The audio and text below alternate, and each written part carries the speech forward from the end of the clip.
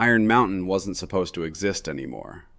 Carved into the heart of the Colorado Rockies in 1983, 2 miles beneath the Continental Divide, it had been America's answer to Soviet doomsday, a fortress designed to survive nuclear strikes and keep the nation's deadliest secrets buried forever in granite and steel. How's the training going? For 40 It's years it intense, had man. stood I'm on watch, everything. impregnable and So, silent, what's wrong with a you? monument to Cold War paranoia that had somehow proven prophetic. Now, in the autumn of 2024, budget cuts and politicians who'd never seen real war wanted it mothballed, decommissioned, forgotten. In 3 weeks, Iron Mountain would join the graveyard of obsolete relics, its blast doors sealed, its secrets entombed. But on a cold November morning, when frost painted the high peaks silver and the first snow of winter threatened the mountain passes, a woman in faded contractor coveralls walked through those blast doors with a toolbox in one hand and a file marked Final Systems Audit in the other. Her name was Catherine Brennan, and 40 years ago, she had designed every steel plate, every failsafe, every hidden corridor in this mountain. Nobody recognized her. That mistake would be their last. The outer checkpoint was manned by a young corporal who looked barely old enough to shave. He squinted at her contractor badge, compared the photo to her weathered face, and waved her through without a second glance.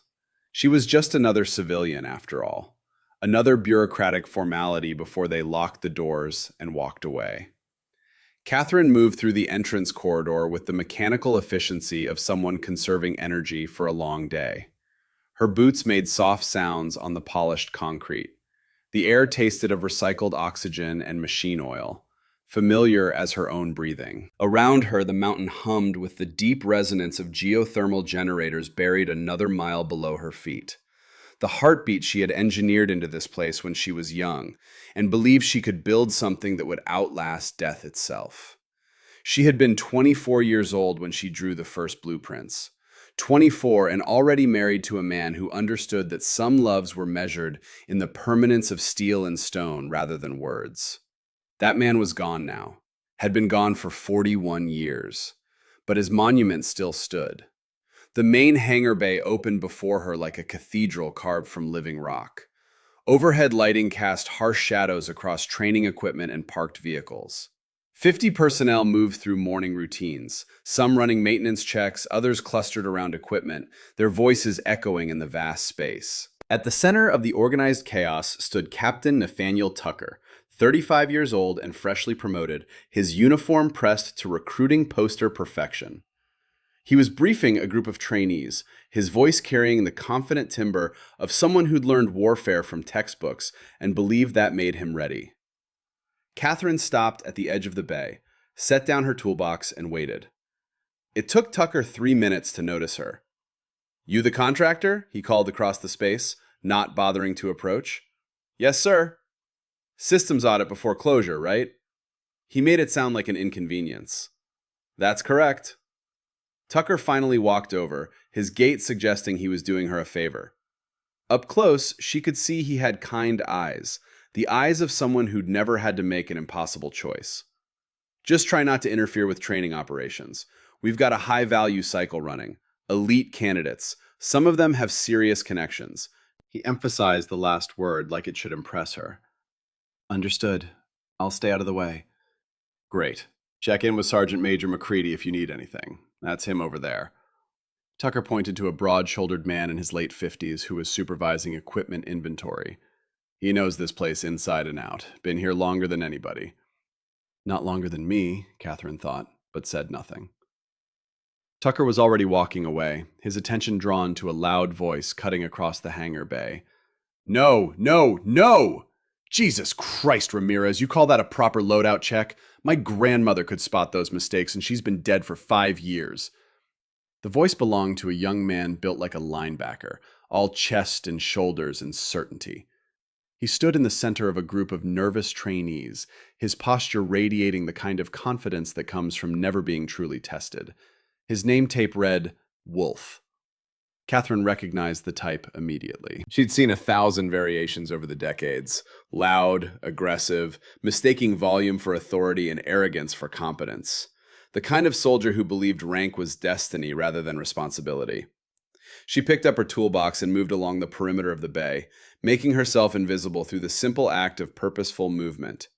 People's eyes slid past her. Just another contractor, just another civilian.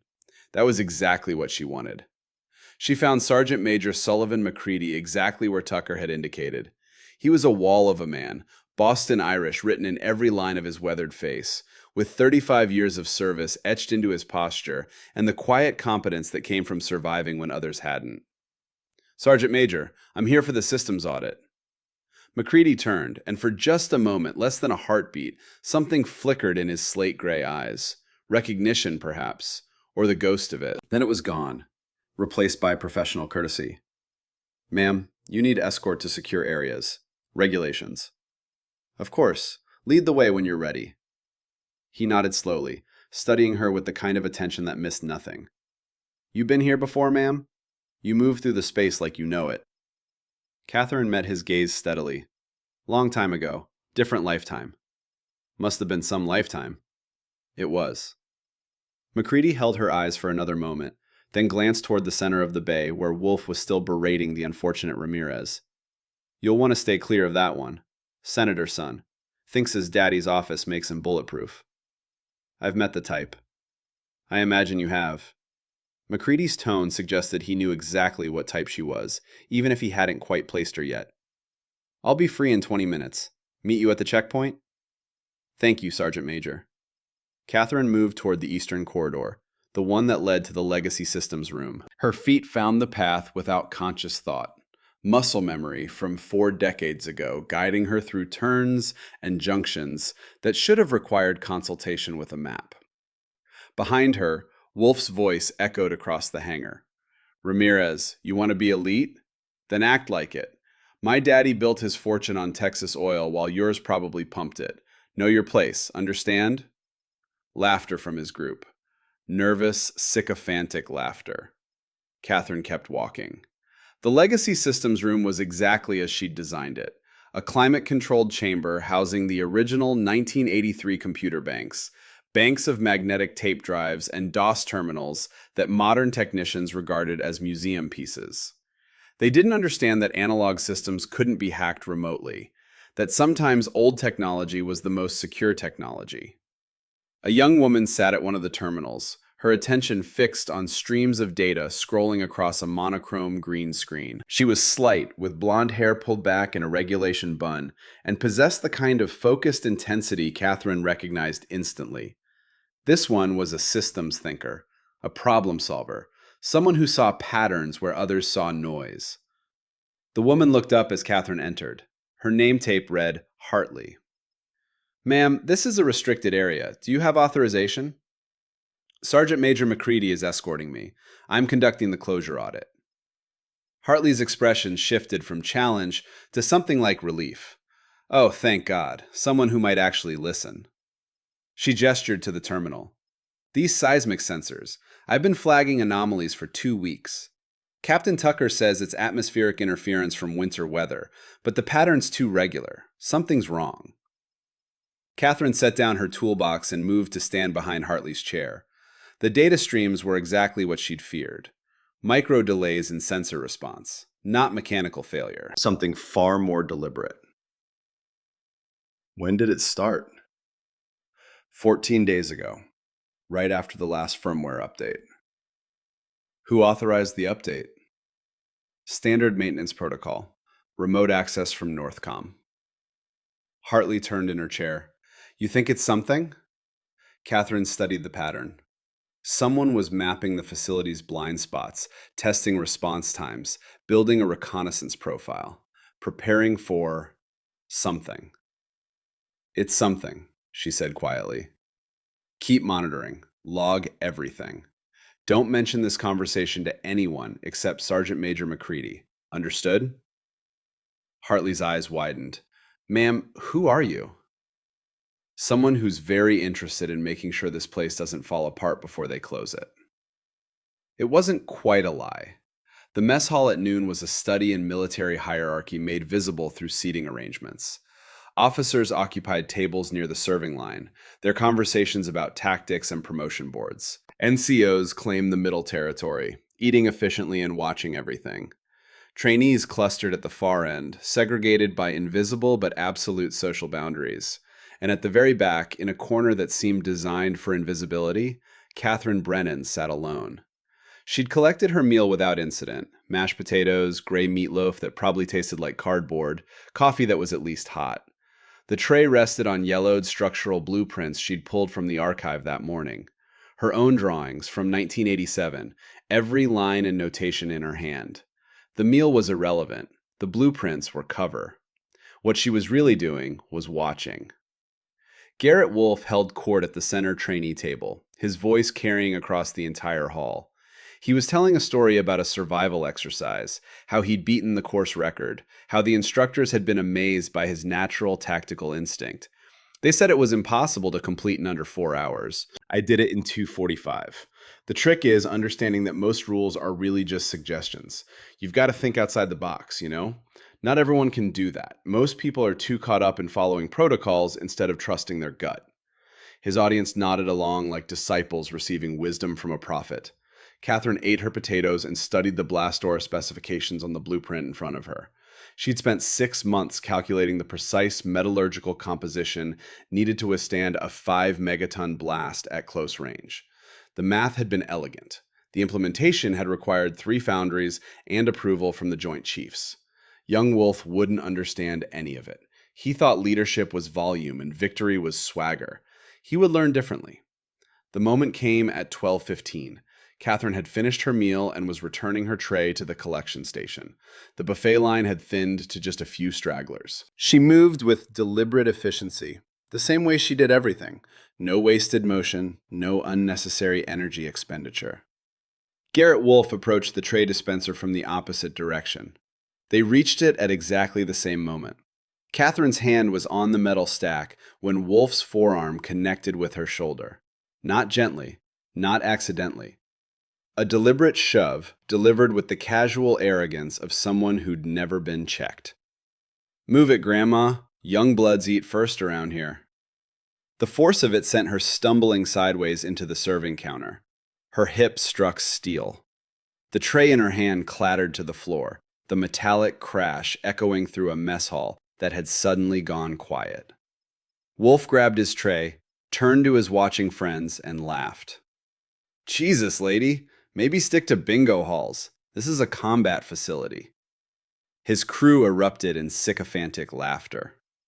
Catherine stood where she'd caught herself against the counter, stood absolutely still. Made no move to retrieve the fallen tray, made no move to confront him, made no sound whatsoever. She didn't look at Wolfe, didn't look at his friends, didn't look at the dozen witnesses frozen in place around the hall. Her face was a mask of absolute neutrality. Not anger, not fear, not even acknowledgement that something had occurred. She simply bent with mechanical precision, picked up the tray, placed it on the stack with the others, and walked back to her corner table. Sat down, resumed studying her blueprints. The only tell was her right hand, the one that held her coffee cup. It trembled, just slightly, just for a moment, before she set it down and placed both palms flat on the yellowed paper in front of her. Across the hall, Specialist Emma Hartley sat with her own tray forgotten in front of her, frozen in horror at what she'd just witnessed. She'd wanted to intervene, wanted to say something, but the moment had passed too quickly. Near the kitchen, Sergeant Major McCready's jaw had clenched hard enough to crack teeth. His hands gripped the edge of his tray like he was restraining himself from crossing the room. But then his eyes found Catherine's, just for a microsecond, and she gave the tiniest shake of her head. He sat back down. Waited. Watched. Captain Tucker had seen the incident, had even started to rise from his chair. But then Wolfe's group had laughed, and Tucker had settled back down with a nervous chuckle of his own, as if joining in the joke would somehow make it acceptable. At the trainee table, Garrett Wolfe was receiving congratulations like he'd won a tactical victory. High fives, backslaps, jokes about putting civilians in their place. Only one trainee didn't join the celebration. Private James McCaffrey, 30 years old and former pararescue, shook his head in disgust and returned to his meal without comment. Catherine's hand found the margin of her blueprint. In pencil, in handwriting that hadn't changed in 40 years, she wrote a single line. Personnel eval. Systemic failure confirmed. Her eyes tracked Wolf across the room, studied the patch on his shoulder.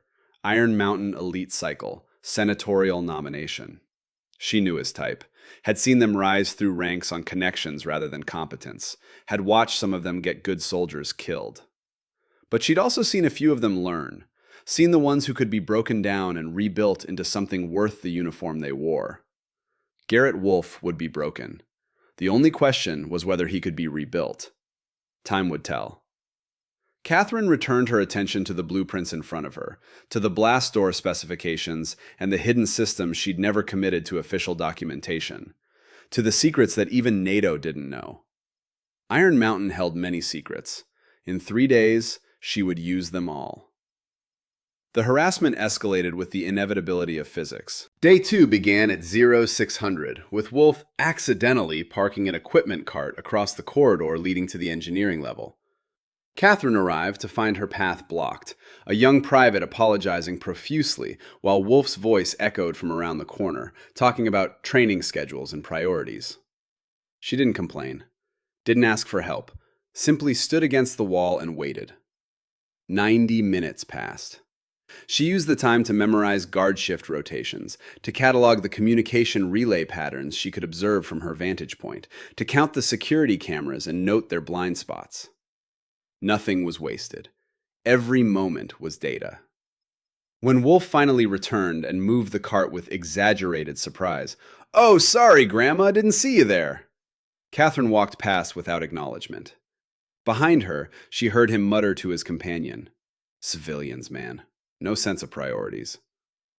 She kept walking. By noon of day 2, Emma Hartley had developed a quiet fury on behalf of the contractor everyone else ignored. She found excuses to escort Catherine through secure areas, her jaw tight with unspoken words.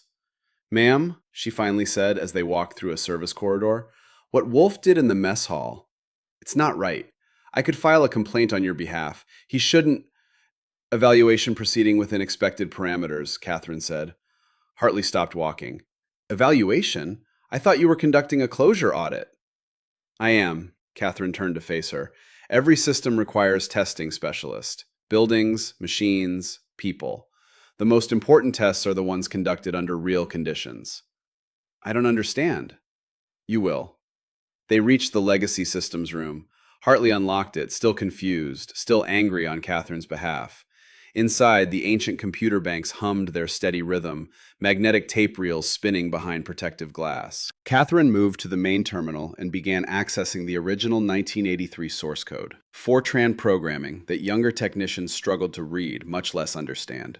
"These sensor anomalies you showed me yesterday," she said, her fingers moving across the keyboard with the confidence of someone who'd written this code. "Pull up the raw data feed for the last 14 days. Hartley complied, and the screen filled with scrolling numbers that meant nothing to most observers. To Catherine, they told a story. Someone was mapping the facility's defensive network, testing response times, identifying blind spots in coverage, building a comprehensive reconnaissance profile of Iron Mountain's vulnerabilities. Not a random hacker, not a foreign intelligence service casting a wide net. Someone with access to the original 1983 blueprints. Someone who knew what to look for. "This isn't atmospheric interference," Catherine said quietly. "No," Hartley agreed. "I knew it wasn't." Captain Tucker wouldn't listen. "What is it?" Catherine studied the pattern for another 30 seconds, her mind running calculations that had nothing to do with computers and everything to do with understanding how an enemy thinks. "Someone's planning to attack this facility," she said. The words landed in the quiet room like stones in still water. Hartley's face went pale. "But we're being decommissioned. 3 weeks and this place closes. Why would anyone attack a facility that's about to be mothballed?" "Because they know what's still here. What was never removed. What can't be removed." "Which is?" Catherine met her eyes, saw the intelligence there, the pattern recognition that marked true systems thinking, but also saw the clearance level on Hartley's uniform. "That's classified beyond your authorization, specialist. But if I'm right, we have less than a week." "A week until what?" Until they come. Hartley's hand moved unconsciously to her sidearm. Should I notify Captain Tucker? Alert Northcom? No. Catherine's voice carried absolute command for the first time. Not yet. I need more data. Keep monitoring. Log everything. Document every anomaly. Share the information with no one except Sergeant Major McCready. Can you do that? Yes, ma'am. The automatic military response, even though Catherine wore no uniform. Good. Go back to your regular duties. Act normally. If I'm wrong, nothing happens. If I'm right, I need them to believe we're oblivious. Hartley nodded, but her eyes held questions Catherine couldn't answer. Not yet. Day 3 brought the breaking point. Morning formation at 0700 found the entire training cycle assembled in the main hangar bay. Captain Tucker stood on a raised platform, delivering remarks about excellence and commitment that would have sounded inspiring if his tone hadn't suggested he was reading someone else's speech. Catherine was cleaning a floor panel near the command center, her contractor coveralls stained with machine oil, her presence so unremarkable that people walked past her without a second glance. Invisible, forgotten, dismissed. Perfect. Garrett Wolfe stood in the front rank, his posture suggesting he owned the entire facility by virtue of existing. When Tucker finished his remarks and dismissed the formation, Wolfe's voice carried across the hangar before he'd taken 3 steps. Yo, anybody seen that grandma contractor? Heard she was measuring blast doors yesterday with a tape measure. Like she thinks she can redecorate before they shut this tomb down. His friends laughed on cue. Sergeant Major McCready, standing near the platform, felt his blood pressure spike. Trainee Wolfe, you got something instructive to say about personnel? Just making conversation, Sergeant Major. No disrespect to the cleaning lady. I'm sure she's great at whatever it is cleaning ladies do. More laughter, louder this time. McCready's jaw worked, but Catherine was 15 feet away and caught his eye with the briefest glance. Gave the slightest shake of her head. Not yet. McCready swallowed whatever he'd been about to say and dismissed the trainees with a curt gesture. Catherine returned to her floor panel, invisible in her insignificance. She listened to Captain Tucker talk with his executive officer about decommission logistics, about how the facility had been a Cold War overreaction anyway, about how modern warfare was fought with drones and satellites, not bunkers carved into mountains, about how in 3 weeks Iron Mountain would be a footnote in history. Catherine finished her cleaning and walked away with her bucket and brushes, just another civilian contractor counting days until her paycheck cleared. Nobody noticed when she palmed a master access key from the maintenance closet. Nobody noticed when she downloaded the complete guard rotation schedule from an unattended terminal. Nobody noticed anything at all. At 0200 on the morning of day 4, Catherine Brennan sat alone in the archives deep in Iron Mountain's administrative level. The room smelled of paper and dust and decades. Metal filing cabinets lined the walls, each one containing documentation that would never be digitized, information too sensitive to exist in hackable form. She'd pulled 3 folders, all marked with her own handwriting from 1987. Iron Mountain, Vault Level Specifications Legacy C3, System, National Command Authority Codes 1962 to 1987. Protocol Samson, Final Failsafe Authority.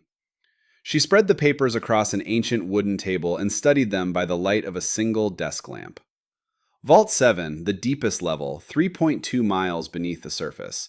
She designed it to house what no one wanted to acknowledge publicly: the launch authorization codes from the entire Cold War era, from Kennedy to Reagan. Codes that supposedly had been deactivated when the Soviet Union fell. They hadn't been deactivated.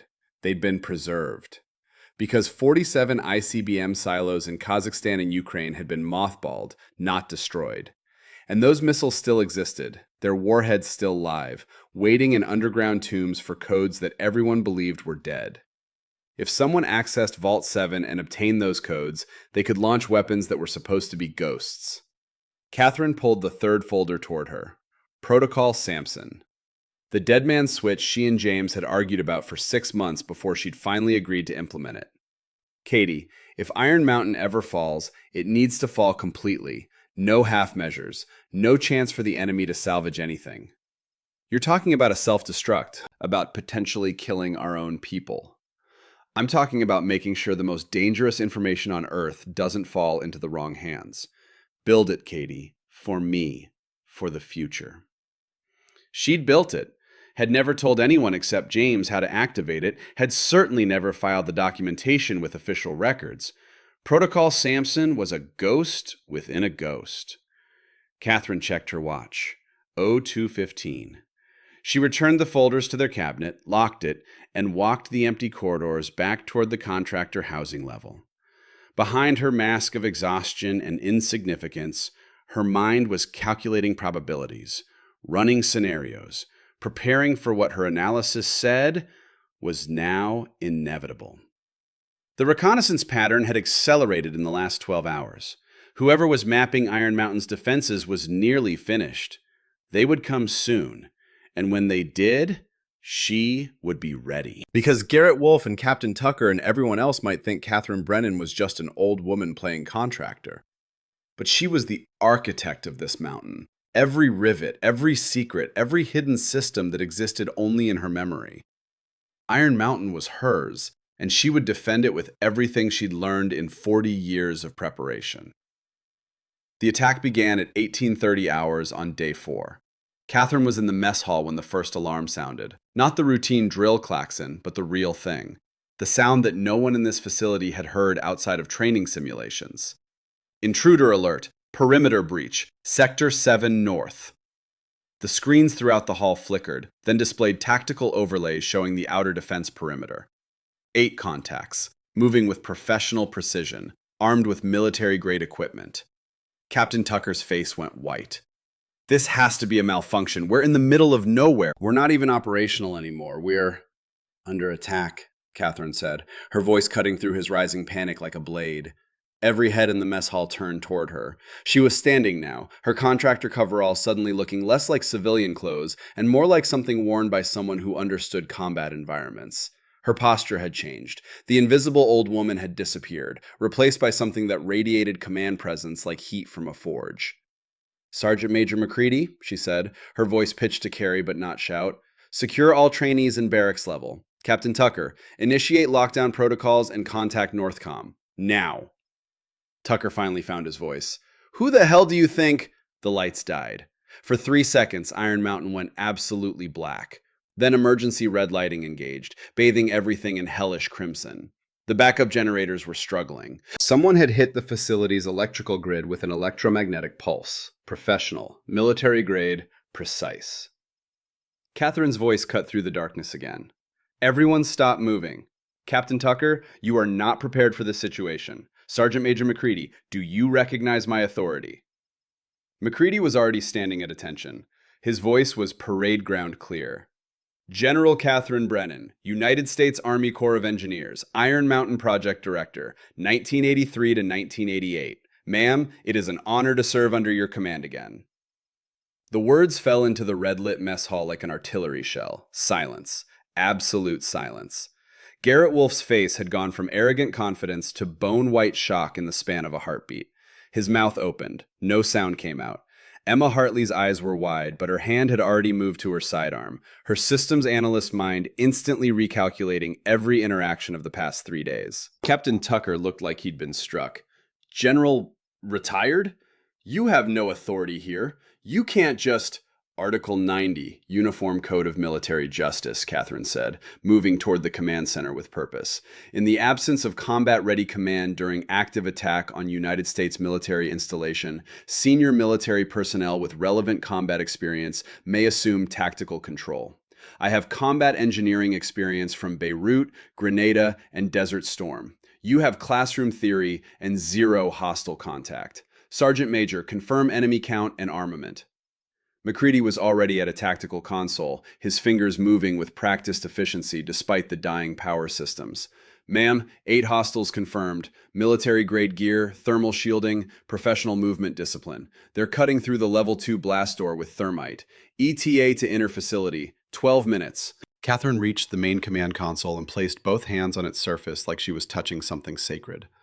Around her, the emergency lighting pulsed with each surge from the struggling generators. Then we have 11 minutes to prepare, she said. She turned to face the room. 50 personnel, most of them frozen in shock, some reaching for weapons they weren't trained to use, all of them looking at her like she'd materialized from thin air, which, in a sense, she had. My name is Catherine Brennan. 41 years ago, I designed this facility. Every wall, every door, every system. I know Iron Mountain better than I know my own heartbeat.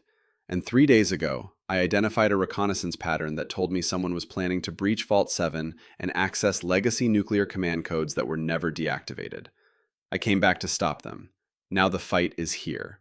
You can follow my orders and live, or you can panic and die. Choose quickly. For 5 seconds, nobody moved. Then Emma Hartley stepped forward, her weapon drawn, her face set with absolute determination.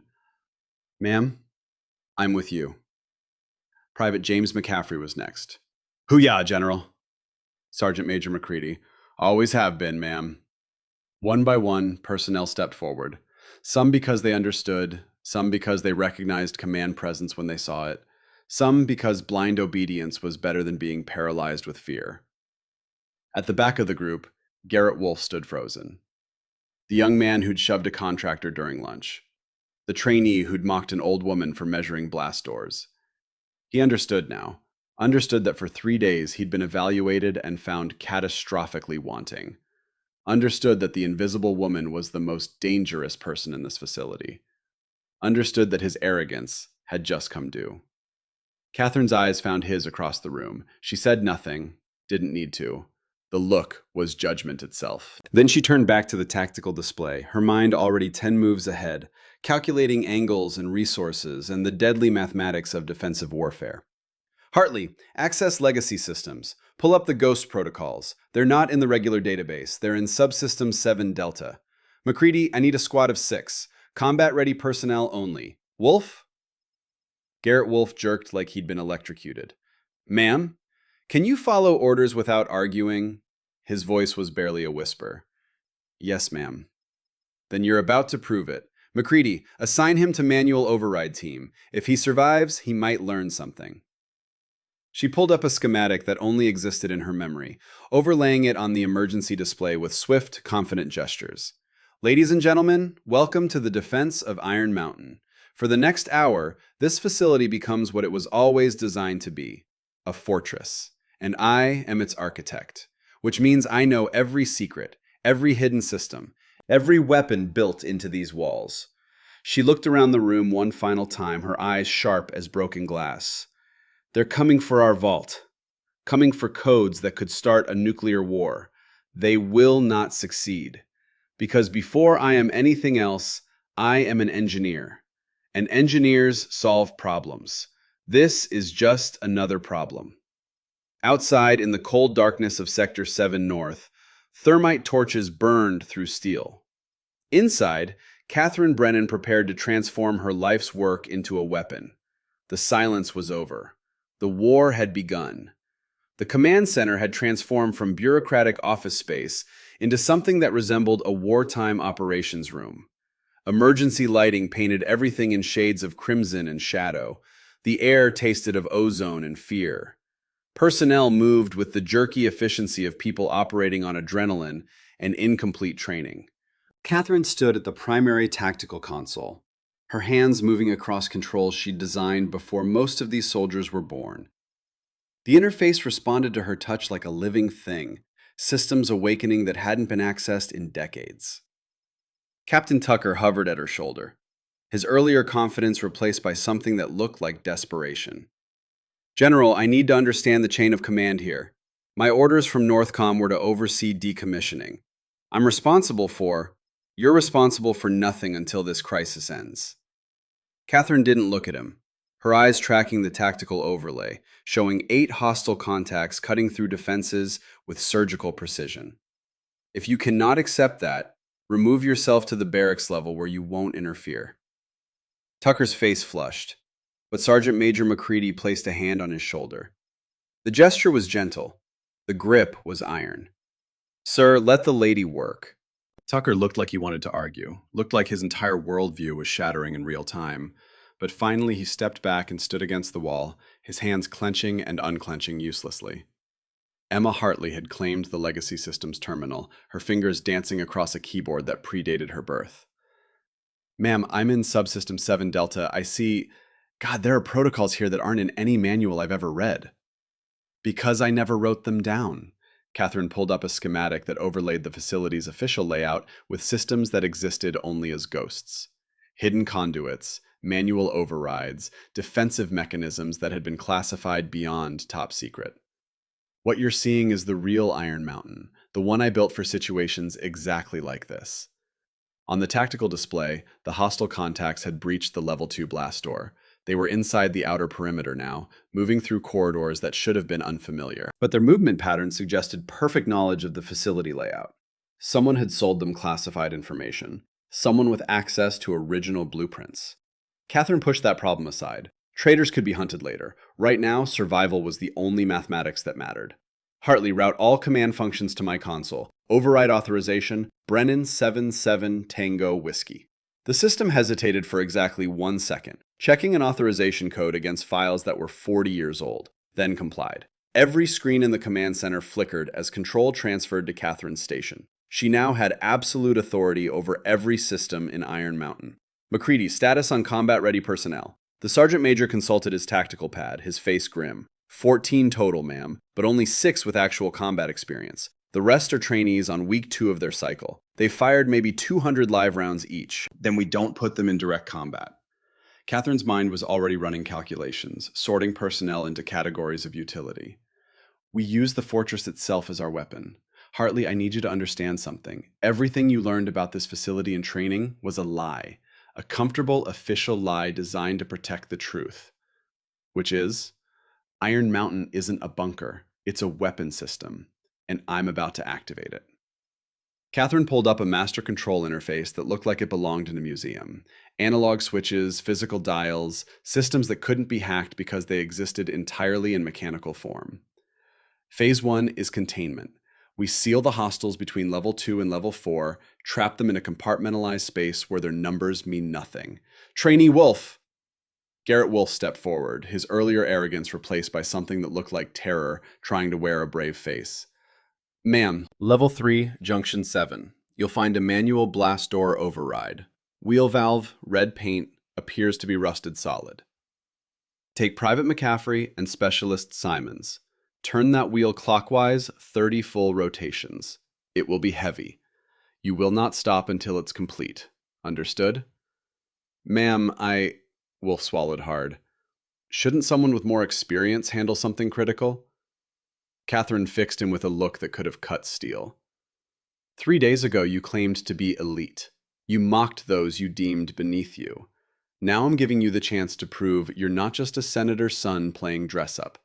Either you're a soldier or you're a liability. Which is it? The command center had gone silent. Every eye was on Wolf. He stood a little straighter. His voice was quiet but steady.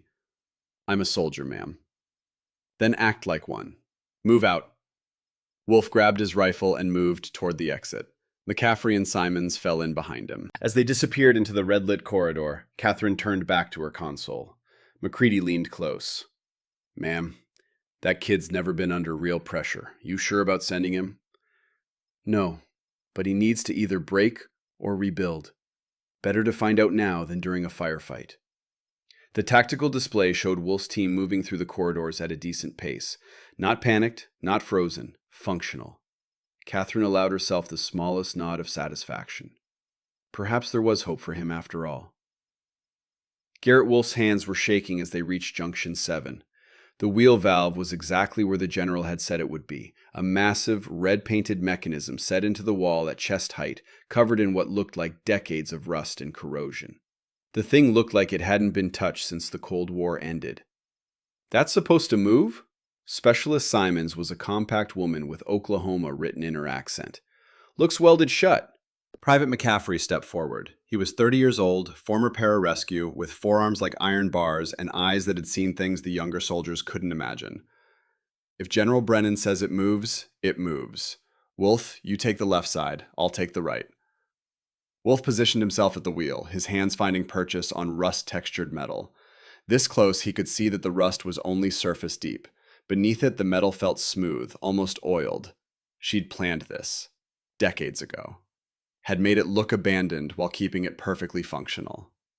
The thought made him feel small in a way that had nothing to do with physical size. On 3, McCaffrey said. 1, 2, 3. They pulled. Nothing happened. Wolf felt his muscles scream in protest, his face flushed with effort. The wheel didn't budge a millimeter. Again, McCaffrey grunted. Put your weight into it. They tried again. Wolf threw everything he had into the effort, his boots scraping for purchase on the concrete floor. His shoulder joints felt like they were tearing. The wheel suddenly moved. Not smoothly, but with a deep grinding sound that suggested massive mechanisms engaging. Once it started, the resistance changed. It wasn't easy, but it was possible. Clockwise. 1 rotation, 2, 3. Keep going, McCaffrey's voice was strained. Don't stop. Wolf's world narrowed to the burning in his muscles and the count in his head. 10 rotations, 15, 20. His hands were bleeding now. He could feel blisters tearing open, blood making the metal slippery. 25, 26. Almost there, kid, McCaffrey said. You've got this. 28, 29, 30. The wheel locked into position with a final clang that echoed through the junction. Somewhere deep in the walls, machinery groaned. Then, from further down the corridor, came the unmistakable sound of a massive door slamming shut. Wolf collapsed against the wall, his hands shaking, his breath coming in ragged gasps. His radio crackled. General Brennan's voice, calm as a weather report. Well done, Trainee Wolf. Blast door is sealed. Return to command center. Yes, ma'am, he managed. McCaffrey clapped him on the shoulder. You did good, kid. Real good. Wolf looked at his bleeding hands. 3 days ago, he would have been furious about manual labor, would have complained about doing grunt work, would have insisted someone else handle it. Now he felt something different. He felt like maybe, possibly, he'd earned something today. Something that couldn't be given by a senator father or an academy recommendation. Something that had to be taken with blood and effort. They began the walk back to command, Wolf cradling his injured hands, his mind turning over and over the realization that General Brennan had known exactly how hard that task would be, had sent him anyway, had given him the chance to prove himself rather than simply dismissing him. That meant more than she would ever know. Back in the command center, Catherine watched the blast door indicators turn from red to green. Phase 1 was complete. The hostile team was now trapped between level 2 and level 4, their forward progress halted. But they were adapting. The tactical display showed movement patterns changing. They'd stopped trying to advance and were now setting up equipment, probably cutting gear. They'd breach through eventually, but it would take time. Time she could use. Phase 2, she announced. Environmental manipulation. Hartley, access the HVAC grid master controls. Done, ma'am. Reroute all oxygen circulation to level 1 only. Starve levels 2 through 4. Captain Tucker made a strangled sound. General, that will suffocate. No, it won't. They have portable oxygen systems. I've been watching them. But high-capacity tanks burn through air in 20 minutes under stress, not 60. We force them to rush. Rushed enemies make mistakes. There's no protocol for that. No authorization for using environmental systems as weapons. Catherine turned to look at him. Her expression was not unkind, but it held no compromise. Captain, I designed these systems. Every duct, every valve, every failsafe. I built options into this facility that were never documented because some capabilities are too dangerous to write down. You're going to watch me use them now. You can learn or you can stay silent, but you will not interfere. Tucker opened his mouth, closed it, stepped back. McCready had a ghost of a smile on his weathered face. Just like old times, ma'am. You remember Beirut? Every day. Then you remember that sometimes the building is the weapon. Yes, ma'am. Catherine initiated the environmental reroute. Throughout levels 2 through 4, oxygen content began dropping. Not quickly enough to cause immediate panic, but enough to make breathing feel slightly harder, enough to make exertion more costly, enough to force a timer onto the enemy's operations. The tactical display confirmed their response. The hostile team was checking instruments, communicating rapidly. Then, as predicted, they switched to portable oxygen systems. Catherine checked her watch. 20 minutes until they breached the next door. Hartley, can you pull up the sensor logs from the past 2 weeks? I need to identify their information source. Hartley's fingers flew across her keyboard. Pulling them now, ma'am. What am I looking for? The reconnaissance pattern started 14 days ago. Someone fed them our original blueprints. That data had to come from inside the system. Find the access point. The screen filled with log files, thousands of entries. Hartley began sorting, filtering, looking for anomalies in the data stream. Then she stopped. Her face went pale. Ma'am, the access point was... It was Captain Tucker's terminal. His authorization code. 3 weeks ago. Every eye in the command center turned to Tucker. He looked genuinely shocked. I never authorized anything. My terminal is password protected. Passwords can be stolen, Catherine said quietly, or bought. McCready, secure the captain, not as a suspect, as protection. If there's a leak in this facility, everyone's a potential target. 2 soldiers moved to flank Tucker. He didn't resist, but his face had gone from red to ashen. Catherine pushed the problem aside. Internal security was a concern for later. Right now, she had 8 hostiles cutting through her fortress, and she needed to think 3 moves ahead. They're adapting faster than I expected, she muttered, studying the tactical display. Professional discipline, military training. These aren't mercenaries. Her radio crackled. A new voice, male, accented, cultured. General Catherine Brennan, I know you are listening. Your defensive measures are impressive, but ultimately futile. Catherine grabbed the handset. Identify yourself. Colonel Yuri Volkov, GRU Special Operations Directorate. It is an honor to finally meet the architect of this magnificent fortress. The name hit Catherine like a physical blow. Her hand tightened on the handset. Her face remained impassive, but McCready, watching her closely, saw something flicker in her eyes.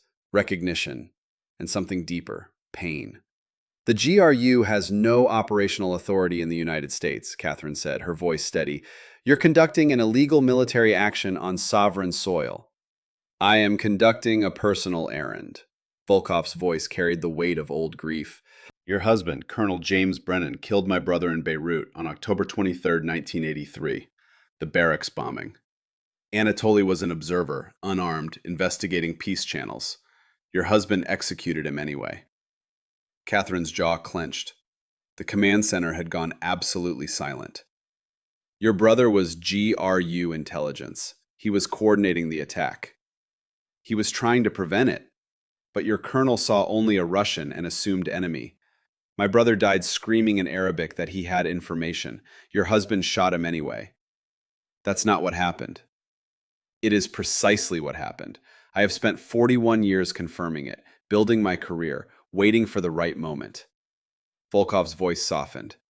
I take no pleasure in this, General, but I made a promise to my mother. I will fulfill it. Give me access to Vault 7.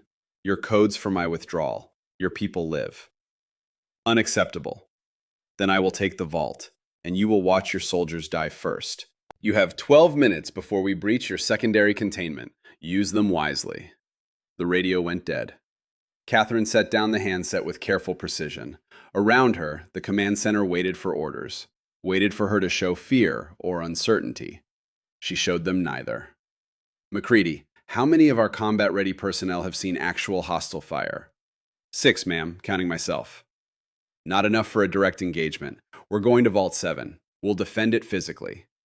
Ma'am, that's 3.2 miles down. If they trap us there, they won't. Because I know something Colonel Volkov doesn't. Which is?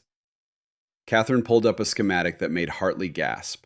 It showed the vault level with systems that weren't on any official documentation. Vault 7 has defensive features, manual firing positions, interlocking fields of fire, natural choke points. I designed it to be defendable by a small force against a larger one. You planned for this scenario? I planned for every scenario. Catherine turned to address the room. I need 6 volunteers. The mission is simple. We reach Vault 7 before Volkov's team. We hold the position. We deny them access to launch codes that could start a nuclear war. Questions? Emma Hartley's hand went up. I'm in, ma'am. McCaffrey stepped forward. Hoo-yah, General. 4 others volunteered immediately, all combat veterans, all understanding what they were signing up for. Then, from the back of the room, a quiet voice. Ma'am, I volunteer. Garrett Wolfe. Hands bandaged from the wheel valve, face still pale from his first real taste of stress. Catherine studied him. Why? Because I need to prove I'm not what you think I am. I think you're a trainee with minimal experience and maximum arrogance. Yes, ma'am, that's accurate. but maybe I can become something else if you give me the chance. The command center waited. This was a moment that would define things. Catherine could dismiss him, could keep him safe in the rear, could protect him from his own foolish courage. Or she could give him what every soldier needed, the opportunity to become worthy of the uniform. You follow orders without question. You don't argue. You don't hesitate. You do exactly what you're told, when you're told, how you're told. Can you do that? Yes, ma'am. Then grab your gear. You're on point with McCaffrey. Wolf's face showed shock, then something that might have been gratitude. Thank you, ma'am. Don't thank me yet. If we do this right, you might survive to regret volunteering. Catherine turned to the tactical display one final time, traced the route to Vault 7 through service corridors that hadn't seen traffic in years, calculated approach vectors and defensive positions, ran probability matrices in her head. The numbers weren't good, but they never were. All right, people. Gear check in 3 minutes. We move in 5. Hartley, before we go, I need you to understand something. Ma'am? Catherine pulled her aside, lowered her voice so only the younger woman could hear. If we fail, if Volkov reaches the vault, there's a final failsafe. Protocol Samson. You've seen the files. Only references, no details. Catherine handed her a folded piece of paper, old, yellowed, covered in handwriting that matched the blueprints from 1987. This is the activation sequence. 16 digits. Memorize it. Then burn this paper. If I give you the code word beacon, you activate it. No questions, no hesitation. Understood? Hartley unfolded the paper, stared at the numbers. Ma'am, what does this do? It makes sure that if Iron Mountain falls, nothing survives. Not the vault, not the codes, not any of us. That's a dead man's switch, yes. My husband insisted I build it. Said if the fortress was ever breached, it should take the enemy with it. I built it for him. Now I'm trusting you with it. Hartley's hands were shaking as she memorized the sequence. When she was done, Catherine produced a lighter and held it while the paper burned. Not a word to anyone, Catherine said. No, ma'am. Good. Now gear up. We have a vault to defend. The journey to Vault 7 took them through service corridors that belonged to another era. The walls were bare concrete, the lighting sparse emergency bulbs every 20 feet. The air grew colder with each level they descended, the temperature dropping as they moved deeper into the mountain's heart. Wolf walked point with McCaffrey, his rifle held in textbook-ready position, his earlier confidence replaced by hyper-alert focus. Every shadow was a potential threat, every sound a possible ambush. Behind them, Catherine moved with the certain stride of someone walking through their own memories. She'd traversed these corridors 1,000 times during construction, had inspected every weld, every joint, every system. The mountain knew her footsteps. General, Wolf said quietly, his voice just carrying over the tactical radio, these corridors, they're not on the official maps. No, they're not. Why? Because some paths need to remain secret. Keep moving. They descended through levels that grew progressively older in design. The lower they went, the more the facility resembled its 1980s origins. Modern materials gave way to Cold War engineering. Sleek interfaces became analog controls. They were moving backward in time. Emma Hartley, walking behind Catherine, couldn't stop her analyst mind from racing.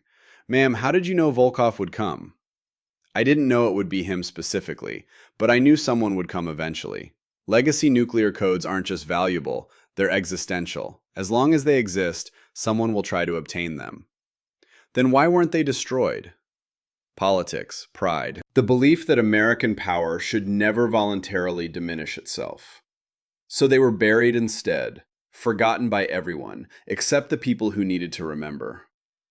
And you came back to protect them. I came back to protect what they represent. If those codes are compromised, 47 ICBM silos in Kazakhstan and Ukraine become viable threats. Russia could claim deniability. NATO would have to respond. We'd be looking at nuclear escalation over Cold War ghosts.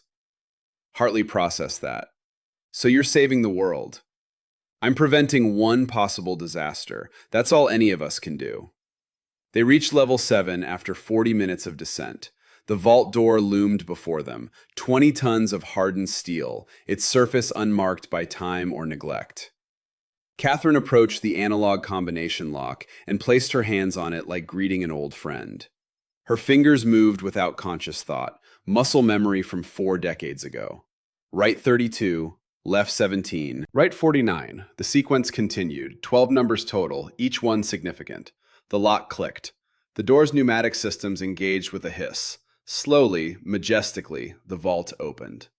Inside was a room that belonged in a museum. Analog computer systems, CRT monitors, physical switches and dials. The launch control console for weapons that were supposed to be ghosts. Dear God, Hartley whispered, it's still active. It was designed to survive nuclear war, Catherine said. It'll survive tonight. She moved to the console and began activating systems that should have been dead. One by one, screens flickered to life. Green text on black backgrounds. Fortran code executing routines written when Hartley's parents were children. The systems responded like they'd been waiting. Perhaps they had been.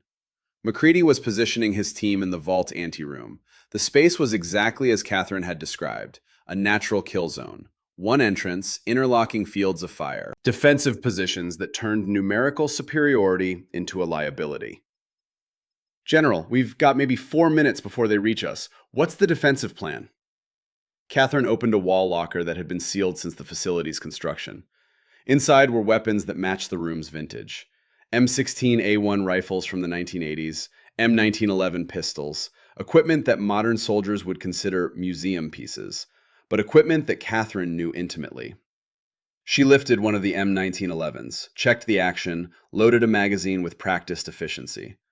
The weapon fit her hand like it had been waiting for her return. We hold this doorway, she said. They have to come through single file. Their training and equipment mean nothing in a space this confined. We make them pay for every inch. Wolf watched her handle the pistol with obvious expertise. Ma'am, you've done this before. Beirut, 1983. Grenada, 1983. I was combat engineers.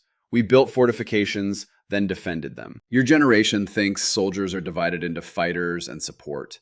In my time, everyone fought. She turned to face her small team. 6 soldiers, 1 vault. Impossible odds. Listen carefully. What happens in the next hour determines whether the Cold War stays dead or comes back to haunt us. Colonel Volkov's team will breach that door with overwhelming force. We cannot stop them through firepower, but we can delay them, buy time. Make them question whether the prize is worth the cost. How long do we need to hold? McCaffrey asked. Until Northcom can scramble a response team. Minimum 30 minutes. That's a long time under fire, ma'am. Yes, it is, which is why I'm giving you all one final chance to withdraw. Go now, no judgment. Stay, and you're committed. Nobody moved. Catherine allowed herself a small smile. Then let's make sure Colonel Volkov learns what it costs to threaten my mountain. The tactical display showed Volkov's team approaching. 3 minutes out, moving with professional caution now. They knew they were walking into a trap. Catherine positioned herself behind the central barricade, her M1911 resting on the reinforced concrete, her breathing slow and controlled. Around her, 6 soldiers took their positions, trained, ready, scared but functional. Garrett Wolf ended up beside her, his rifle trained on the doorway, his bandaged hands steady despite the circumstances. Trainee, Catherine said quietly. Ma'am, 3 days ago, I watched you shove an old woman in a mess hall. You thought she was nobody. Thought you could treat her with contempt because of your father's position. What did you learn? Wolf was quiet for a long moment. That rank without respect is hollow. That real authority is earned through competence. That silence can be more powerful than shouting. Good. Hold on to that. If you survive tonight, you might become a real soldier. And if I don't survive, then at least you'll die as one. From the corridor beyond the vault, the sound of footsteps. Professional, measured, getting closer. Catherine thumbed off the safety on her pistol. Here they come. Remember your training. Controlled fire. Make every shot count. For your country. For your brothers and sisters beside you. For the future that depends on us holding this line. The footsteps stopped just outside the door. Then Volkov's voice, amplified through a loudspeaker. General Brennan, final offer. Withdraw now. Leave the vault. I will allow you and your people to retreat. No pursuit. You have my word as an officer. Catherine's response was to chamber around in her M1911. The mechanical sound echoed in the tense silence, a sound that was its own answer. Volkov sighed. So be it. You chose honor over pragmatism. I respect that. But I will take this vault, General, and you cannot stop me. We'll see, Catherine said to the empty air. Then the world exploded into violence, and the defense of Vault 7 began in earnest. The vault door exploded inward with a sound like thunder trapped in a cave. The shape charge was surgical, precise, designed to breach hardened steel without destroying what lay beyond. Smoke and concrete dust filled the anteroom in a choking wave. The emergency lighting flickered, casting everything in strobe-like flashes of red and shadow. Through the smoke came suppressing fire, automatic weapons stitching patterns across the defensive positions. Professional, disciplined, designed not to kill but to force heads down, to create space for the assault team to push through. Catherine had positioned herself behind a reinforced concrete barrier that she'd specified in the original designs, one of dozens of features that existed in the physical space but not in any official documentation. The bullets sparked off the hardened surface inches from her position, but she didn't flinch. Her breathing remained steady, controlled, almost meditative. Beside her, Garrett Wolfe was pressed flat against his own barrier, his face white with shock. This was not a training scenario. This was not a simulation. These were real bullets, fired by professionals who intended to kill him. His entire body wanted to curl into a ball and wait for it to stop. Catherine's hand found his shoulder, gripped it. The pressure was firm but not painful. "Trainee, eyes on me." Wolfe turned his head, his pupils dilated with fear. "Breathe," Catherine commanded. "In through your nose, out through your mouth. You control your body or your body controls you. Choose now." Wolfe sucked in a ragged breath, then another. His hands were shaking on his rifle, but he managed a nod. "Good. Now when I say you rise, you acquire your target and you fire twice. Center mass, just like training. Can you do that?" Yes, ma'am." "Then do it. On my mark." Catherine raised her M1911, the weapon steady in her two-handed grip. Through the smoke, she could see movement. The assault team was advancing inbounds, using proper cover and suppression techniques.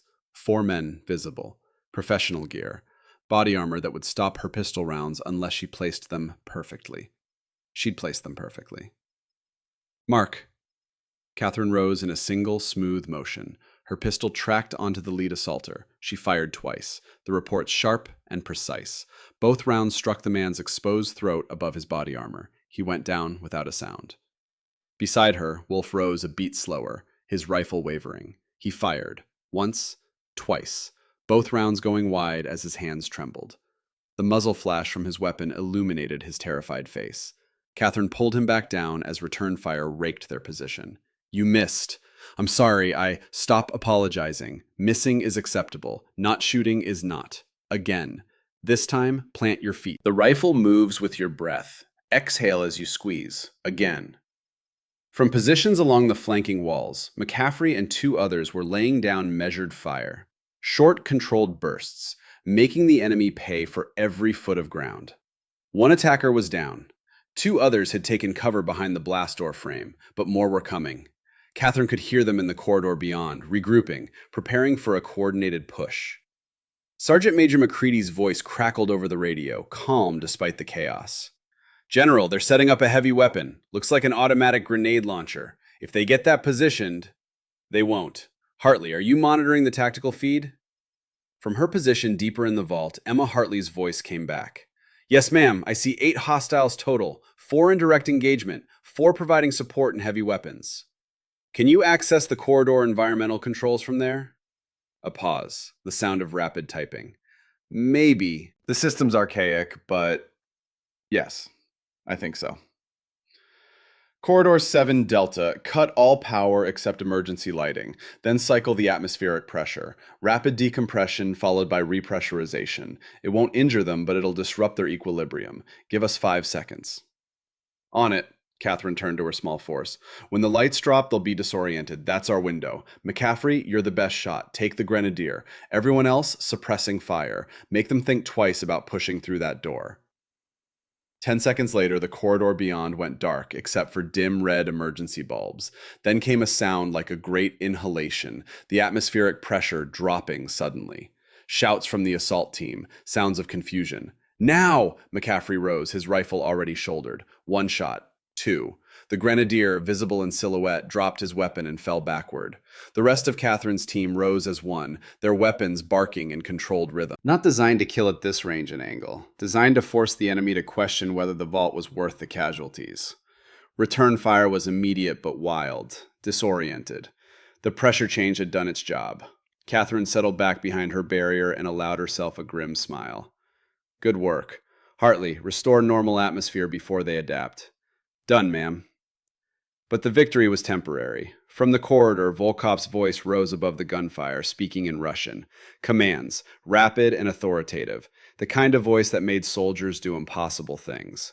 The assault team withdrew in professional order. No panic, no rout.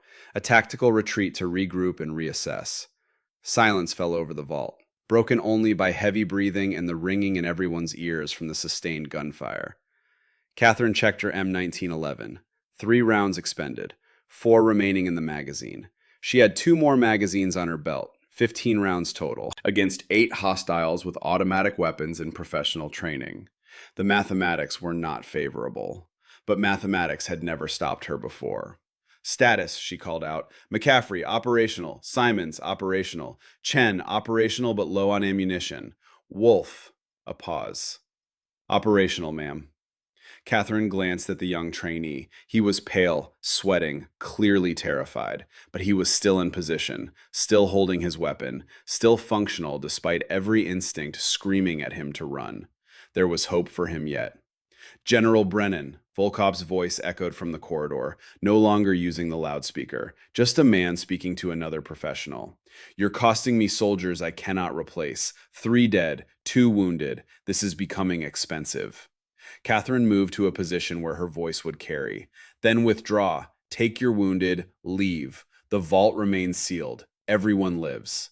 You know I cannot do that. Then you know I cannot surrender it. A long pause. The silence was somehow worse than the gunfire. In that silence, both commanders were calculating, reassessing, planning their next moves. Finally, Volkov spoke again. You defended Beirut. I read the after-action reports. You held a position with 11 engineers against 40 attackers for 6 hours. Remarkable tactical discipline. Your brother was there that day. Another pause, longer this time. Yes, Anatoly was there. He was coordinating the attack, providing intelligence to the militia. My husband identified him through binoculars, watched him direct mortar fire onto Marine positions. Whatever your mother told you, whatever story you've believed for 40 years, your brother was not innocent. You're lying. I'm telling you what I witnessed, what was documented in reports that were classified above your clearance level. Anatoly was GRU intelligence. He was active operations. And he was responsible for killing 19 Marines that morning. My husband stopped him from killing more. The silence that followed was absolute. Catherine could almost hear Volkov's worldview cracking. Even if that were true, Volkov finally said, his voice tight with emotion he was struggling to control, it changes nothing. I made a promise to my mother on her deathbed. I will fulfill it. At what cost? You're GRU, not a terrorist.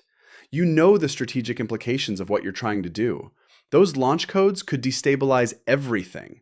Is your personal revenge worth risking global war? Don't pretend this is about preventing war, General. You're defending American interests. I'm pursuing Russian ones. We're both soldiers following our orders. My orders are to protect those codes. What are yours? No answer. And in that non-answer, Catherine heard the truth. Volkov was acting independently. This wasn't a sanctioned Russian military operation. This was a personal vendetta wrapped in the flag of patriotism, which made him more dangerous, not less. Authorized operations had limits, personal missions had none. Catherine keyed her radio. Hartley, how long since Northcom was notified? 32 minutes, ma'am. And response time for the nearest reaction force? Minimum 45 minutes by air, probably longer given weather conditions. So they needed to hold for at least another 13 minutes, probably 20. an eternity under fire. Catherine ran calculations: ammunition expenditure rates, likely enemy tactics, probability of successful defense. The numbers were not comforting. She pulled McCready aside, speaking low enough that only he could hear. Sergeant Major, I need honest assessment. Can we hold 20 more minutes? McCready's face was grim. Against competent opposition with superior firepower? Maybe. But it'll cost us. We've been lucky so far. That won't hold. Agreed. Which means we need to change the equation. Make Volkov question whether the vault is worth the casualties. How? Catherine allowed herself a cold smile. By making him believe we have something he doesn't know about. Something that makes breaching the vault a suicide mission. She raised her voice, pitched to carry into the corridor. Colonel Volkov, you're correct that I cannot stop you militarily. Your force is superior. Your training is excellent. Eventually, you'll overwhelm my position. Then surrender. But you should know something. Something that wasn't in whatever intelligence briefing you received. This vault has a final failsafe. Protocol Samson. If unauthorized personnel breach the inner vault, thermite charges in the walls incinerate everything. The codes, the equipment, anyone inside the blast radius. A pause. Then, you're bluffing. Am I? Check your intelligence files. Cross-reference final failsafe protocol, classified level Tango 7. My husband insisted I build it.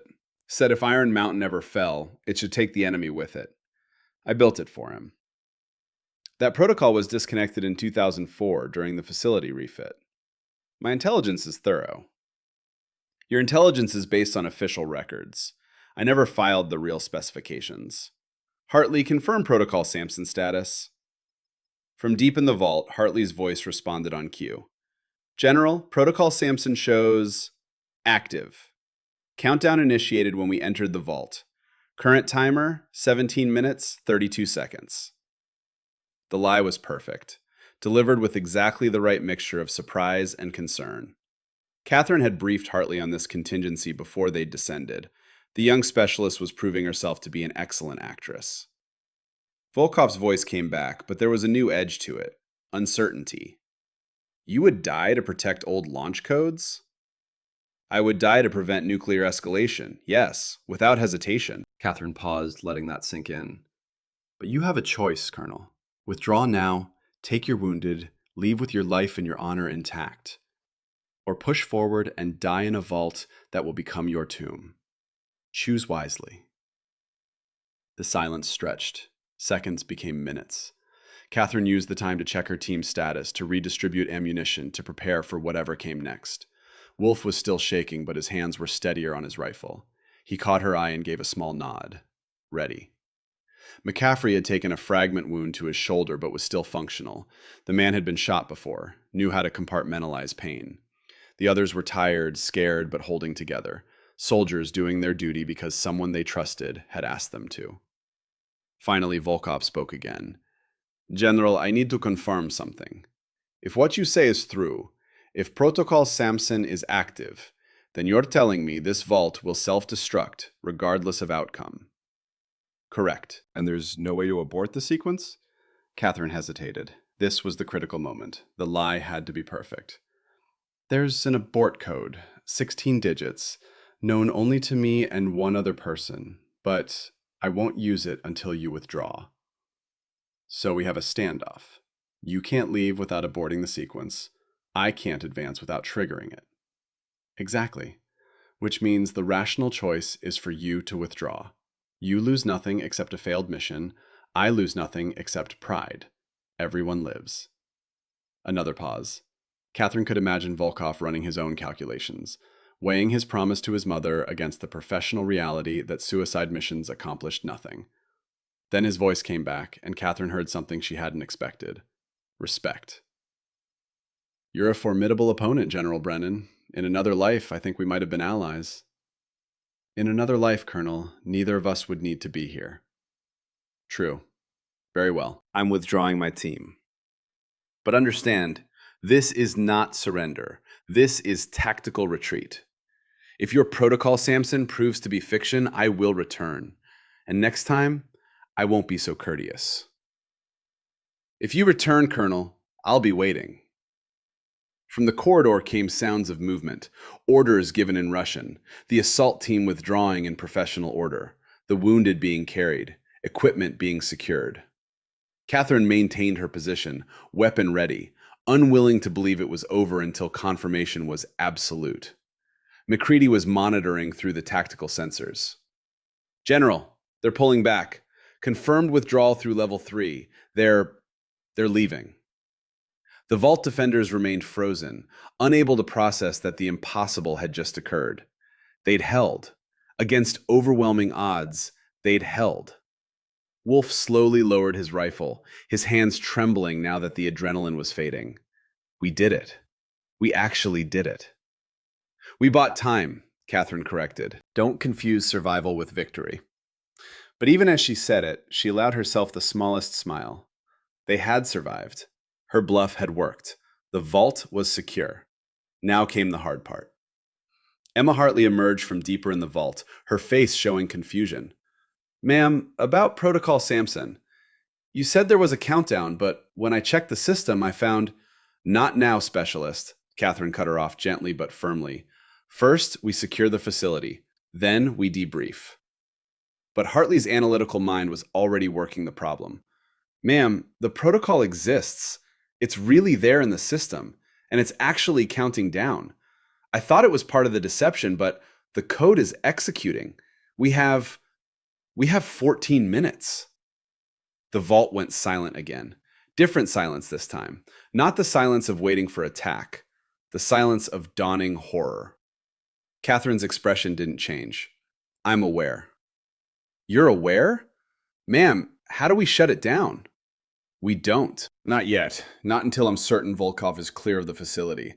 If he discovers the protocol is real, he might change his mind about withdrawing. But if we wait too long... Then I'll abort it. I have the sequence memorized. We have time. Wolf stared at her. You planned this. All of it. The bluff about the protocol, but using a real system, making it true enough that he'd believe it, that's strategic deception, Catherine finished. Sometimes the best lies are built on foundations of truth. Volkov needed to believe I was willing to die. The only way to make him believe it was to actually be willing to die. But you're not actually going to let it... No, trainee Wolf, I'm not. But he needed to think I would. Now, secure your weapon and prepare for exfiltration. We're leaving this vault the moment I'm certain it's clear. MacCready was monitoring the tactical feeds. General, Volkov's team has cleared level 2. They're at the outer perimeter. Looks like they're boarding vehicles. Keep watching. Confirm they're off the property before we move. 5 minutes passed, each one feeling like an hour. The countdown display that Hartley had found glowed with malevolent precision. 9 minutes. 8 minutes. General, MacCready said, they're gone. Vehicles departed. Facility is clear of hostiles. Confirmed? Confirmed, ma'am. Catherine moved to the vault's main console. Her hands found the keyboard with practiced familiarity. She began entering the abort sequence. The first 4 digits. The system accepted them. The next 4. Still accepting. 8 digits in, the system froze. Catherine's fingers paused on the keys. Her expression, which had remained calm through firefights and impossibility, finally showed a crack of concern. What's wrong? Hartley asked, moving closer. The system's not responding correctly. Catherine tried the sequence again. Same result. The system was accepting input, but not processing it. 6 minutes on the countdown. Let me look, Hartley said, her systems analyst training taking over. She pulled up the protocol code, her eyes scanning lines of Fortran that Catherine had written 40 years ago. Oh God, Hartley whispered. Ma'am, the abort sequence has a condition. It only functions if entered from specific authorized terminals, command center, or emergency junction stations on levels 5 and 6, not from the vault itself. It's a security feature. The system assumes anyone in the vault during activation is potentially compromised. Catherine closed her eyes, remembered the conversation with James in 1987, his insistence on fail-safes within fail-safes, his paranoia about enemies capturing the vault and forcing the defenders to abort. She built it exactly to his specifications, and now those specifications were going to kill them. How long to reach the nearest authorized terminal? Catherine asked, her voice perfectly steady. Command center is at least 12 minutes. Level 6 junction. Maybe 10, but I don't know if we can access it. The countdown showed 5 minutes, 40 seconds. Impossible. The vault defenders understood simultaneously. They were going to die in this room, killed by a system designed to protect them. Wolf's breathing had become rapid again. There has to be another way. A manual override. Something. There isn't, Catherine said quietly. I designed it that way. No manual override. No emergency bypass. If Protocol Samson activates, it completes. The only question is whether we die trying to reach the abort station or die here, accepting the inevitable. McCaffrey stepped forward. General, with respect, I've served 30 years. I've made my peace with how it ends. But these kids, he gestured to Wolf and the other young soldiers, they deserve a chance. They won't make it either. The numbers don't work. Maybe not all of them, but some. If we split up, different routes, someone might get through. Catherine looked at her small team, soldiers who'd followed her into impossible situations on nothing but faith in her competence. Soldiers who'd earned better than dying in a vault because she'd been too clever with her own deceptions. 5 minutes. She made the decision. Everyone moves, now. Multiple routes to nearest authorized terminals. McCaffrey, you take Wolf and Simons, route through the Eastern Service Corridor. Chen, you're with Hartley, Western route. I'll take the Central Passage. Go, fast as you can. Don't wait for anyone who falls behind. General, you should, McCready began. I should stay with my vault. It's my design, my responsibility. Now move, Sergeant Major. That's an order. McCready held her eyes for a long moment. Then he snapped to attention and saluted. It's been an honor, ma'am. The honor was mine. Go. They went, running, racing against mathematics and the ghost of a promise made 40 years ago. Catherine remained in the vault, watching the countdown, watching the system she'd built prepare to erase everything she'd tried to protect. 4 minutes. She thought about James, about his face when he'd asked her to build this failsafe, about his absolute certainty that some things were worth any sacrifice. She thought about the soldiers running through corridors, desperate to reach a salvation that probability said they wouldn't find. She thought about Garrett Wolf, and how she'd watched him transform from arrogant child to something approaching a real soldier in just 4 days. 3 minutes. Her hands found the keyboard again, tried one more time to enter the abort sequence, even knowing it was futile. The system rejected it. The countdown continued. 2 minutes, 30 seconds. Catherine opened a desk drawer and pulled out a photograph she'd placed there in 1988. James in his dress uniform, young, confident, alive. I kept my promise, she said to the photo. Kept the vault secure. Stopped them from getting the codes. You'd be proud. 2 minutes. She set the photo on the console and turned to face the vault door. If she was going to die, she'd die standing, looking toward the people she'd sent to safety. 1 minute, 30 seconds. The radio crackled, Hartley's voice, breathless from running. General, we're not going to make it. The central stairwell is blocked. Maintenance equipment. We're trying to climb over, but keep trying, specialist. Don't stop. 1 minute. Catherine's hand moved to the M1911, still holstered at her side. Not to use it, just to hold it. The weight was comforting, familiar, a connection to all the years of service and sacrifice. 45 seconds. The radio again. McCaffrey this time. General, Wolf's asking if there's any other way. Any system override he doesn't know about? Catherine smiled sadly. Still looking for solutions, still believing she had all the answers. Tell him I'm sorry. Tell him he did well. 30 seconds. 20. 10. Catherine closed her eyes, thought about what she'd built, what she'd protected, what it had cost. 5 seconds. 4.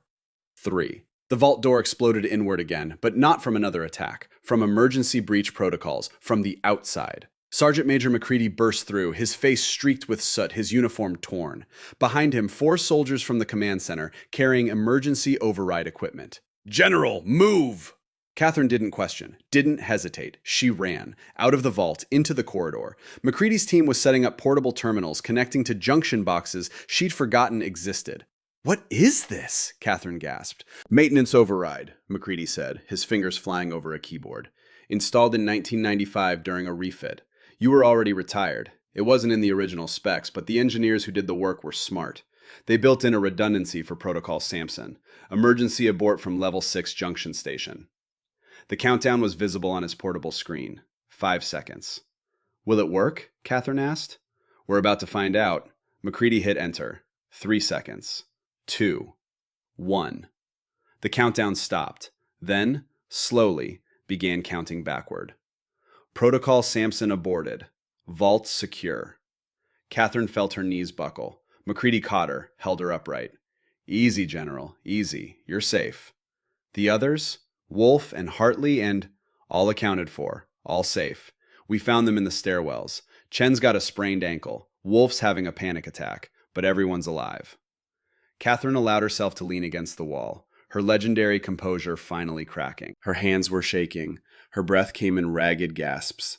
She'd been willing to die, had made peace with it, and now she had to process the impossible reality of survival. How did you know? She finally asked. About the override? I didn't. But I remembered that in 35 years at this facility, every system's been updated at least once. So I gambled that maybe, just maybe, someone had built a failsafe for the failsafe. Turned out I was right. Catherine laughed. It came out brittle and slightly unhinged. You just saved all our lives on a gamble. Seemed appropriate, ma'am. You've been gambling with yours for 4 days. Fair point. From down the corridor, the sound of people approaching. Captain Tucker, finally useful, leading medical personnel and additional security. And behind them, a team in different uniforms. Pentagon insignia, Northcom patches. The cavalry arrived too late to help, but just in time to witness the aftermath. Leading them was a man Catherine recognized from briefings, Lieutenant General Marcus Carson, Northcom Command. He took in the scene with a practiced eye, the soot-stained defenders, the evidence of combat. Catherine, leaning against a wall, looking like she'd aged 10 years in one night. General Brennan, Carson said, his voice carrying absolute authority. We monitored the situation from our command center. I'm told you defended Vault 7 against a Russian Spetsnaz team with 6 personnel. 7, sir. I had 7. Right, 7. Carson's expression showed something that might have been respect. I'm also told you threatened to self-destruct the vault with yourself inside, rather than allow the codes to be compromised. That's accurate, sir. And that you bluffed the enemy into withdrawing by making them believe you were actually insane enough to do it. Also accurate. Carson studied her for a long moment. Then, unexpectedly, he smiled. General Brennan, you're either the bravest officer I've ever met or the craziest. I haven't decided which. Can't it be both, sir? Fair point. Carson pulled a folder from his aide's hands. In light of tonight's events, I'm authorized to offer you immediate reactivation, full rank restoration, command of Iron Mountain with authority to redesign security protocols. The facility will not be decommissioned. Instead, it's being redesignated as a Tier 1 strategic defense installation. Catherine blinked. Sir, I'm 62 years old. And you just held off a professional assault team with tactics from the 1980s and pure stubbornness. Age is clearly irrelevant. Will you accept? Catherine looked at McCready, at the soldiers who'd followed her into the vault, at the mountain itself, the fortress she'd built when she was young and foolish enough to believe she could engineer perfection. She thought about James, about promises made and kept. On one condition, she said, I choose my own staff. Done. Who do you want? Sergeant Major McCready as Facility Command Sergeant Major. Specialist Hartley for Cyber Defense Division with immediate promotion to Officer Candidate School. Private McCaffrey for training operations, and... She paused. Trainee Garrett Wolf. Carson raised an eyebrow. The senator's son? I'm told he's the one who pushed you in the mess hall. Why would you want him? Because he's teachable. Because he faced his fear tonight and didn't break. Because arrogance can be corrected, but cowardice can't. He has potential, sir. I'd like the chance to develop it. Your call, General. They're your people. Catherine straightened, ignoring the protests from muscles that had been pushed beyond reasonable limits. Then I accept, sir. When do I start? You already have, apparently. Carson gestured to the destroyed vault door, the evidence of battle. Get your people cleaned up. Get some rest. Tomorrow, we start rebuilding Iron Mountain into what it should have been all along. And what's that, sir? A fortress, commanded by someone who actually knows how to defend one. 24 hours later, Catherine stood in the mess hall at noon. The same mess hall where Garrett Wolfe had pushed her aside 4 days ago. The same buffet line where she'd been dismissed as irrelevant. But everything had changed. She'd showered, changed into a proper uniform, the first time in years she'd worn one. The silver stars on her shoulders caught the light. Around her, personnel moved with new awareness, new respect. Not because she'd demanded it, because she'd earned it in fire and blood and impossible mathematics. At the center table, Garrett Wolfe sat with a group of junior trainees. His voice was quiet now, measured. He was telling them about the vault, about what it meant to follow orders when every instinct screamed to run. He saw Catherine enter and immediately stood, bringing the entire table to attention. "General." "At ease, trainee Wolfe, carry on." But Wolfe crossed the room to her, his face showing something between gratitude and shame. "Ma'am, I need to formally apologize. For the mess hall, for my behavior, for being exactly who you were raised to be," Catherine finished. "Apology noted. But I'm not interested in apologies, trainee. I'm interested in results. Sergeant Major McCready has you scheduled for 3 months of intensive training. You'll learn every system in this facility. You'll understand why things are built the way they're built. And maybe, if you work hard enough, you'll become the kind of officer who leads through competence instead of volume." "Yes, ma'am, I won't disappoint you." "You already have disappointed me. The question is whether you can stop disappointing me. We'll see."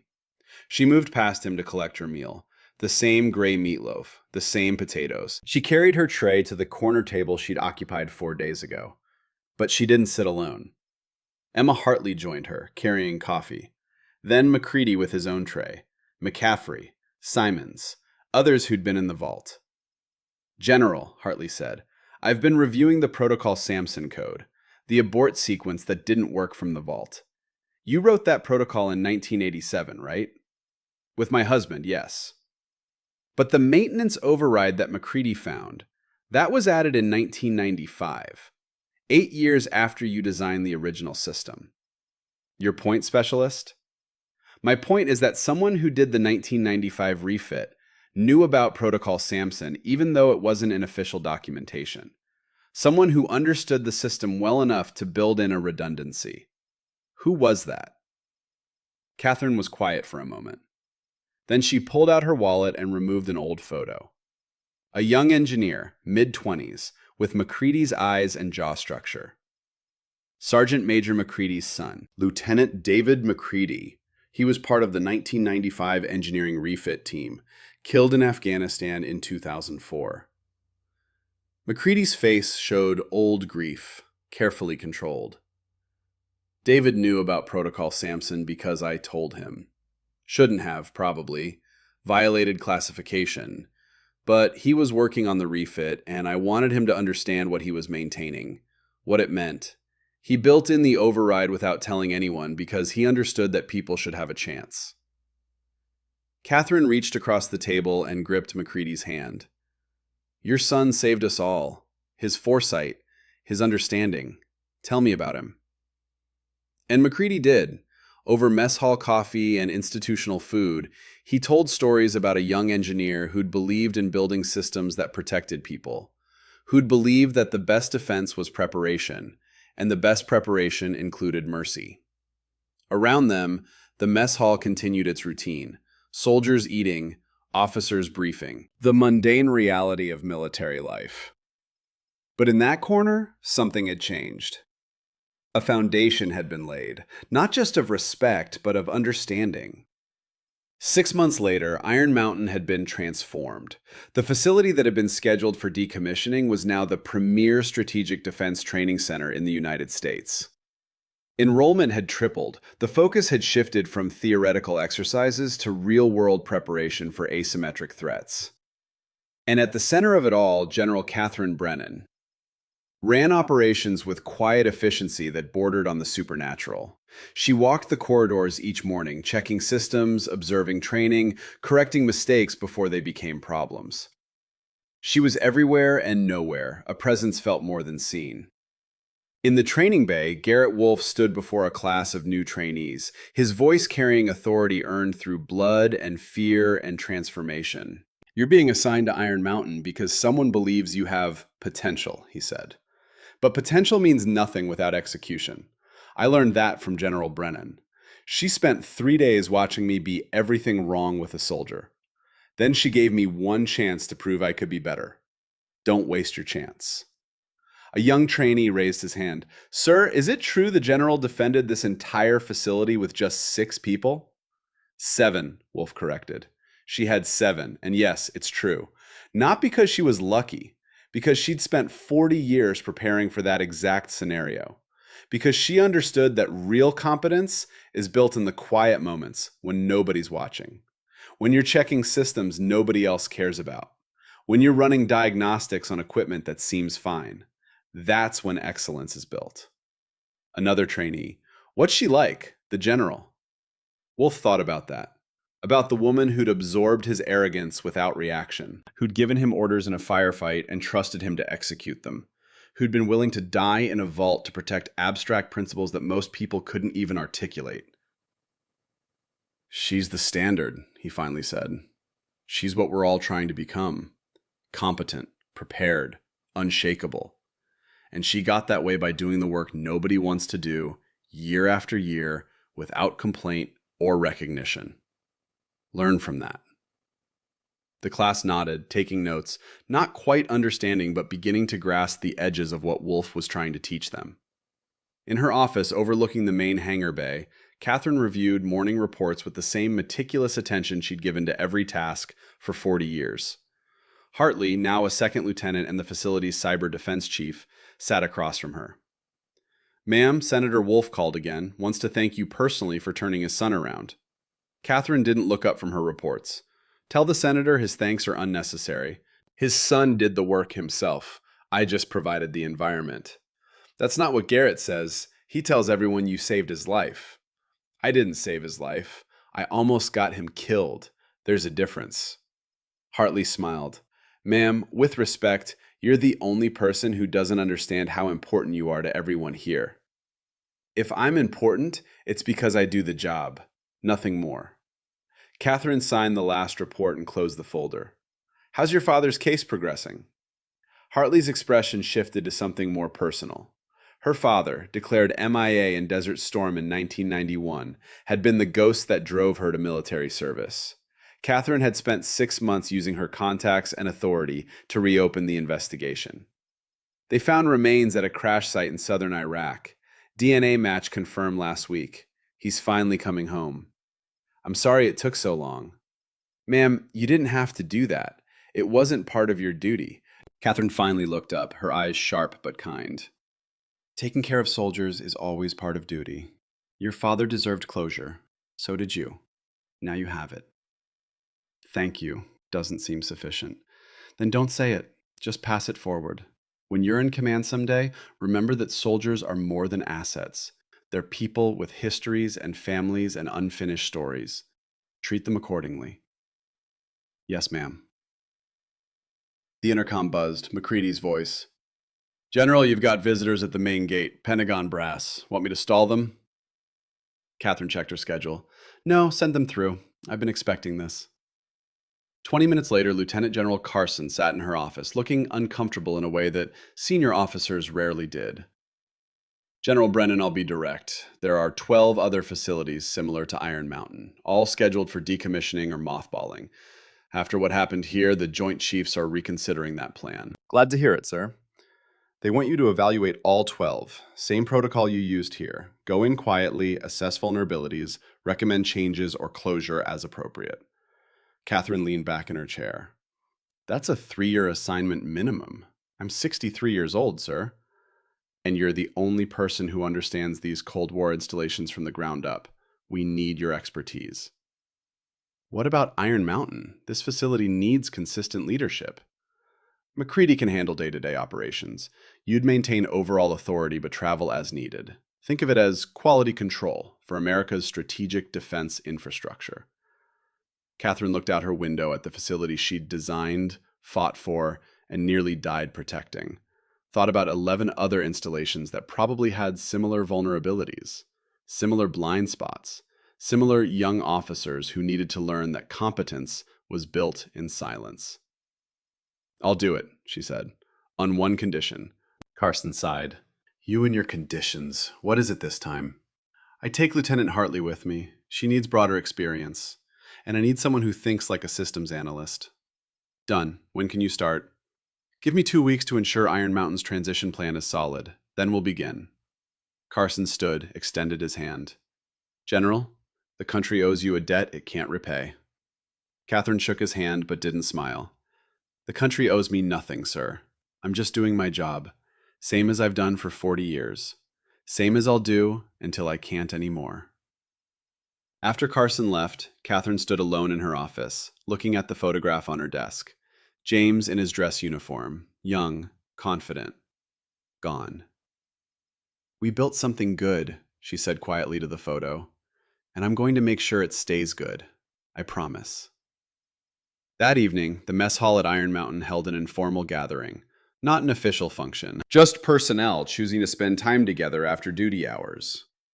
Catherine sat at what had become known as the General's Table, not because she demanded it, but because people naturally gravitated there. Wolf was telling a story about a training exercise, his earlier arrogance replaced by self-deprecating humor that actually landed. "So there I am, convinced I've found the perfect tactical solution, and General Brennan just looks at me and says, 'Trainee Wolf, that plan would get everyone killed. Try again.'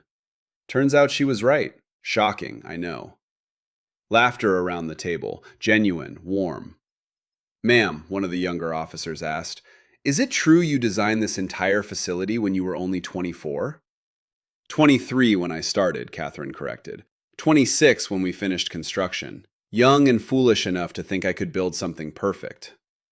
"But you did build something perfect. Iron Mountain's never been breached."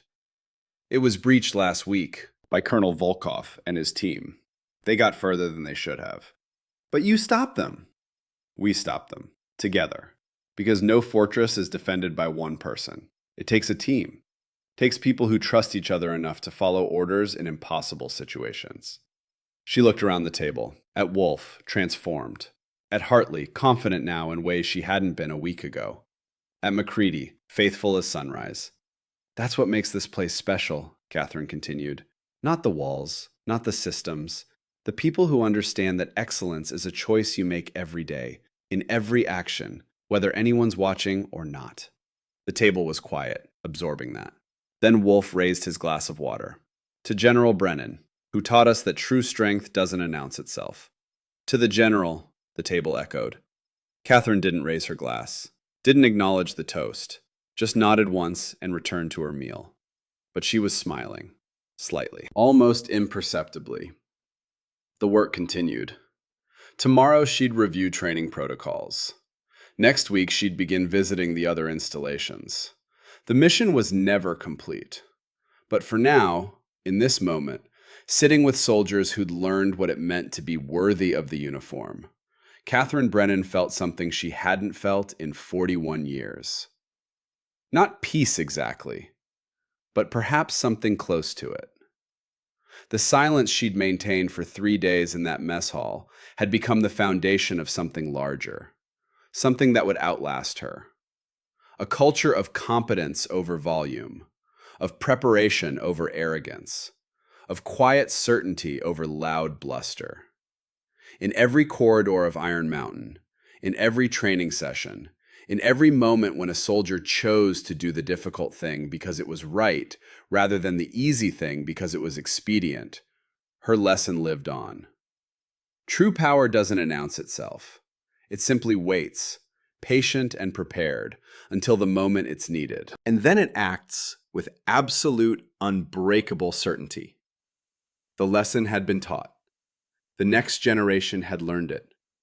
And somewhere, in the deep places beneath the mountain, systems hummed their steady rhythm, maintained by people who understood that excellence was built in the quiet moments, one rivet at a time, one soldier at a time, one choice at a time, forever.